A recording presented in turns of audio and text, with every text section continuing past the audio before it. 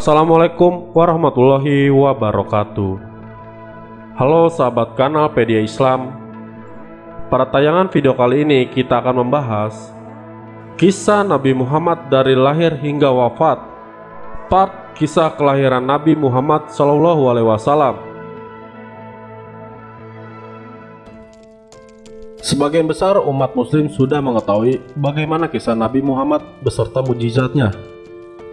Cerita kehidupan ini bukan hanya sekedar cerita saja, melainkan menjadi panutan untuk menerapkan dalam kehidupan, mengingat bahwa sangat banyak sifat baik darinya. Umat Islam sudah sering memperingati Maulid Nabi sebagai peringatan hari lahir Nabi Muhammad SAW. Bagaimana kisah perjalanan hidupnya dari lahir sampai wafat? Banyak memberikan pelajaran meskipun tidak terlalu mudah dan bahagia. Rasulullah tetap mendapatkan tantangan dan cobaan dari Allah Subhanahu wa Ta'ala. Besar harapan saya agar penonton semua bisa mengambil intisari dan makna dari kisah ini. Dan mohon maaf bila ada kekurangan dalam pengeditan atau dari kata pada kalimat saya. Kisah kelahiran Nabi Muhammad SAW bermula pada 12 Rabiul Awal tahun Gajah. Pada waktu umat manusia dalam kegelapan dan suasana jahiliyah, lahirlah seorang bayi pada 12 Rabiul Awal tahun Gajah di Mekah atau 570 Masehi silam. Bayi yang dilahirkan bakal membawa perubahan besar bagi sejarah peradaban manusia. Nabi Muhammad SAW merupakan nabi utusan Allah Subhanahu wa Ta'ala yang menjadi penutup dari para nabi. Untuk itulah beliau kerap disebut dengan Khatamul Anbiya. Melalui wahyu yang disampaikan pada Nabi Muhammad SAW juga, umat muslim berkesempatan untuk membaca dan mempelajari Al-Quran sebagai pedoman hingga sekarang. Jadi tidak ada salahnya untuk mengenal lebih dalam soal Nabi Muhammad SAW, sosok nabi terakhir dan pemimpin umat muslim yang ada di bumi saat ini.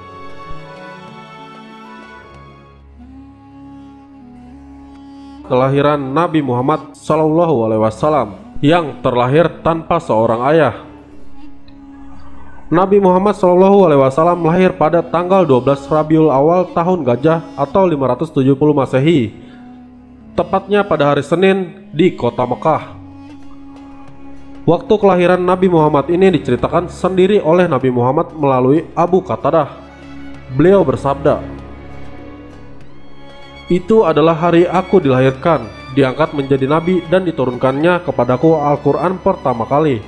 Hadis riwayat Muslim. Beliau terlahir dari pasangan Abdullah bin Abdul Muthalib, seorang saudagar yang sering berpergian ke negeri Syam, dan Aminah binti Wahab. Ayah dari Rasulullah SAW merupakan anak dari pemimpin suku Quraisy dan sangat dihormati di kalangan warga. Sementara Aminah merupakan pemimpin dari Bani Zuhrah. Ia adalah sosok wanita paling mulia dalam hal keturunan dan kedudukannya di kalangan suku Quraisy.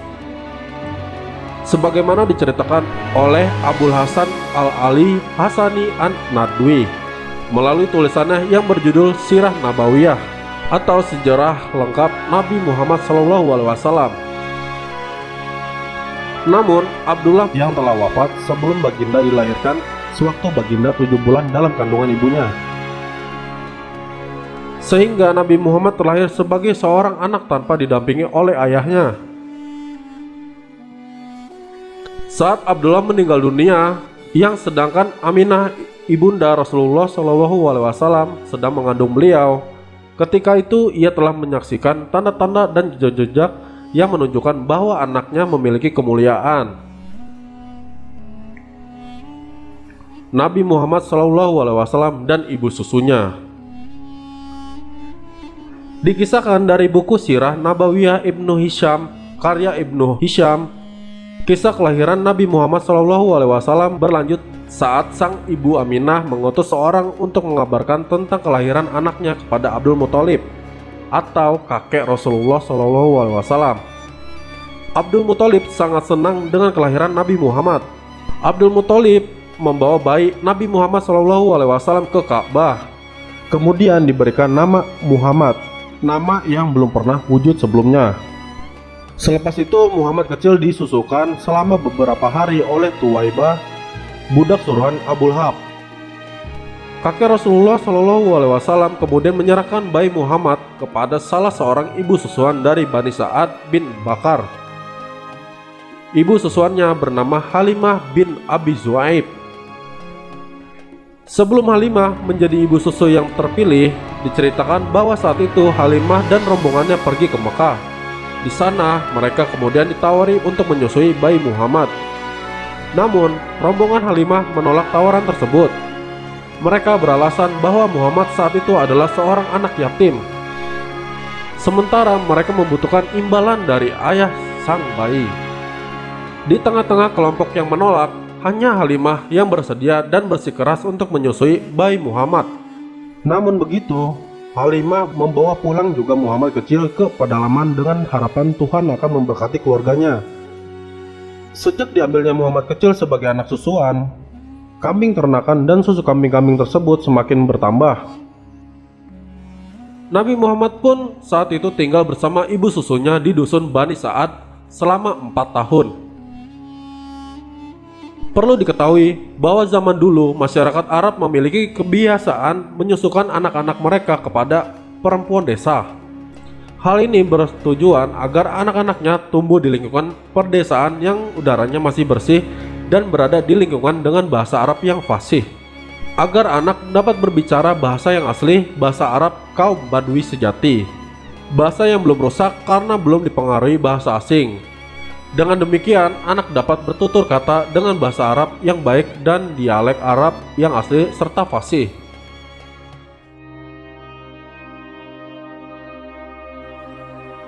Wafatnya sang ibu dan kakek. Muhammad kecil saat berusia 5 tahun sudah kembali ke rumahnya.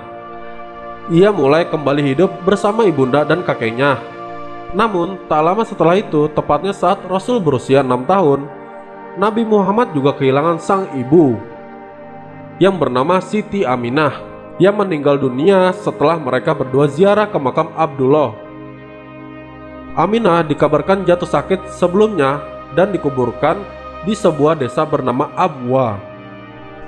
Alhasil, Nabi Muhammad SAW kembali ke Mekah bersama Ummu Aiman, sosok pelayan di keluarganya yang kemudian dianggap sebagai saudara sendiri oleh orang tua Nabi Muhammad SAW. Alhasil, Nabi Muhammad SAW kembali ke Mekah bersama Ummu Aiman, sosok pelayan di keluarganya yang kemudian dianggap sebagai saudara sendiri oleh orang tua Nabi Muhammad SAW. Sepeninggal ibunya, Nabi Muhammad harus diasuh oleh Abdul Muthalib, yang kita ketahui sebagai kakeknya. Sang kakek dikisahkan memiliki tempat spesial karena Nabi Muhammad SAW menghabiskan masa kecil bersamanya. Demikianlah seorang Nabi Muhammad yang masih berusia 6 tahun sudah harus menjadi seorang anak yatim piatu tanpa kedua orang tuanya. Hal ini membuat Nabi Muhammad dirawat sepenuhnya oleh Abdul Muthalib yang sangat menyayanginya. Nabi Muhammad kecil hidup bahagia dalam asuhan Abdul Muthalib dan Ummu Aiman. Namun, seakan kebahagiaan tidak berlangsung lama, 2 tahun kemudian Muhammad kecil kembali kehilangan seorang yang istimewa baginya, yakni kakek Abdul Muthalib. Tidak dapat dibayangkan bagaimana kesedihan seorang anak usia 8 tahun tersebut. Pengasuhan Muhammad kecil kemudian diserahkan kepada pamannya yang bernama Abu Thalib. Disebutkan dalam sejumlah sirah bahwa Abdul Muthalib mewasiatkan hal tersebut kepada Abu Thalib, mengingat Abdullah dan Abu Thalib adalah saudara seibu. Saat bersama pamannya inilah seorang pemuka agama mengenali Muhammad sebagai utusan Allah Subhanahu wa Ta'ala dan membawa Islam pada seluruh masyarakat dunia.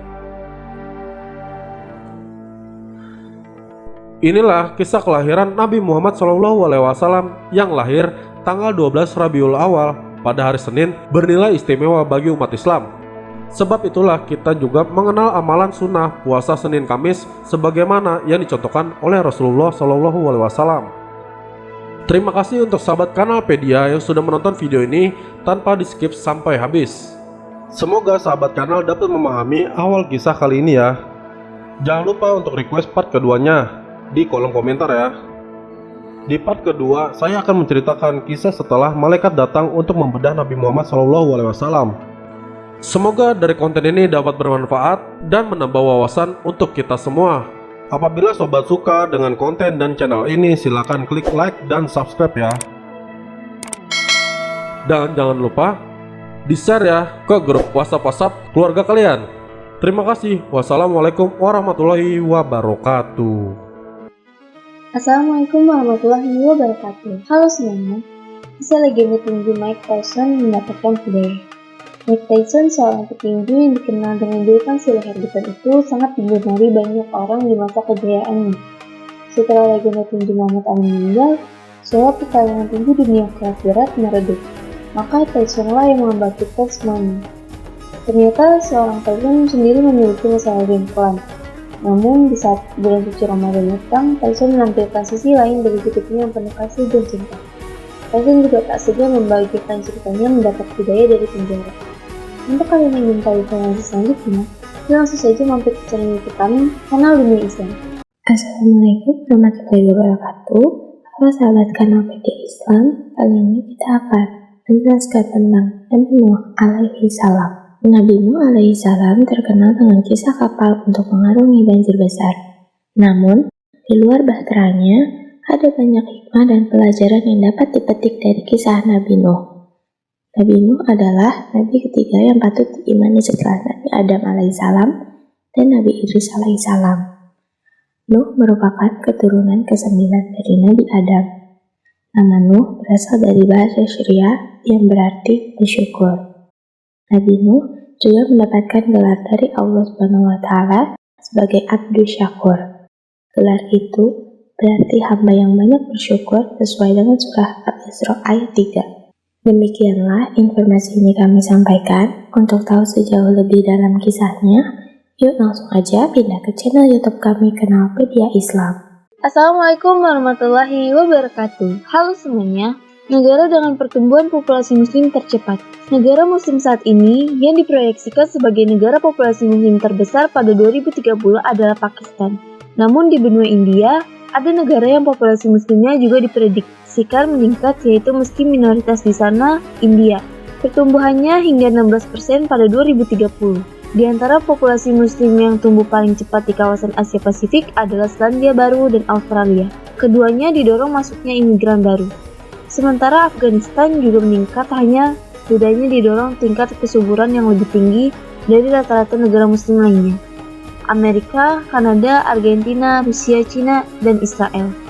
Untuk kalian yang ingin tahu informasi selanjutnya, yuk langsung saja mampir ke channel YouTube kami, Kanal Dunia Islam.